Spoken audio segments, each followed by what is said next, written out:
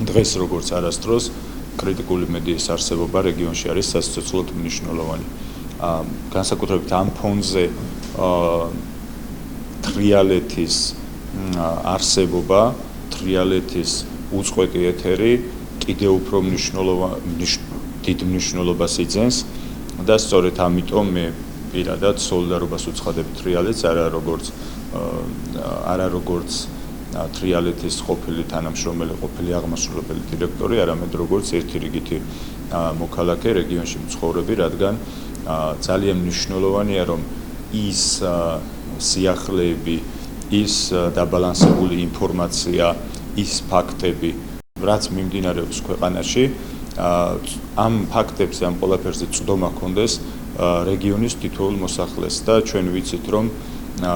ზოგადად ონლაინ მედიებიც, სხვადასხვა ტელევიზიებიც და ონლაინ მედიებს სოფლად ცხოვრები ადამიანებთან არ აქვს ცდომა და აქ კიდევ უფრო იკვეთება თრიალეთის როლი და თრიალეთის მნიშვნელობა და არ შეიძლება რომ აი ეს ხმა, თუნდაც კრიტიკული, ეს კრიტიკული ხმა, დაბალანსებული ხმა შეიზღუდოს და ფაქტობრივად ამით არ იზღუდება თრიალეთი, ამით იზღუდება თითოეული მოქალაქე, რომელსაც ინფორმაციაზე წვდომა ეზღუდება და აი ამ ფონზე მე სოლიდარობას გამოვხატავ თრიალეთის მიმართ და იმედი მაქვს, რომ ყველაფერი გამოსწორდება და თრიალეთი მაინც როგორც ეს ბოლო 35 წელია თრიალეთი არსებობს უწყვეტად, ასევე გააგრძელებს თავის არსებობას მომავალშიც.